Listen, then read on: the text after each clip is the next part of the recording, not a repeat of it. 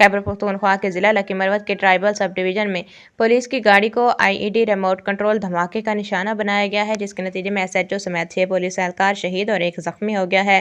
Police जराये के मुताबिक वाक़या इस वक्त पेश आया जब पुलिस की गाड़ी मामूल के गश्त पर थी कि सड़क किनारे नस्ब बारूदी मवाद जोरदार धमाके से फट गया। धमाका इतना शदीद था कि पुलिस की गाड़ी को शदीद नुकसान पहुंचा, जिसमें सवार 6 एहलकार मौका पर ही शहीद हो गए।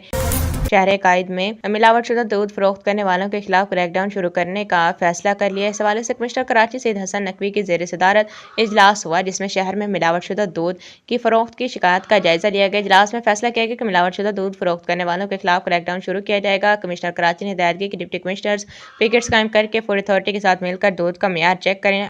अमेरिका ने ईरानी रहनुमाओं से मुतालिक मालूमात पर $1 करोड़ तक इनाम का ऐलान कर दिया। अमेरिकी महकमा खारजा ने कहा है कि मुश्तबा खामनई और अली लारेजानी के मालूमात देने वाले को $1 करोड़ देंगे। महकमा खारजा ने मालूमात देने वालों को मुमकिन तौर पर नई जगह मुंतकिल करने की भी पेशकश की है। महकमा खारजा ने दावत किया कि पासदाराना इनकलाब आलमी दहशतगर्दी की मनसूबाबंदी करते हैं। वज़ीर-ए-आज़म शहबाज शरीफ ने आइंदा हफ्ते के लिए पेट्रोलियम मसनूआत की कीमतों से मुतालिक बड़ा ऐलान कर दिया। वज़ीर-ए-आज़म ऑफिस से जारी बयान के मुताबिक वज़ीर-ए-आज़म शहबाज शरीफ ने आलमी मंडी में तेल की मज़ीद कीमतें बढ़ने के बावजूद अवाम से किए गए वादे के तहत इस मरतबा पेट्रोलियम मसनूआत की कीमतें न बढ़ाने का फैसला किया है।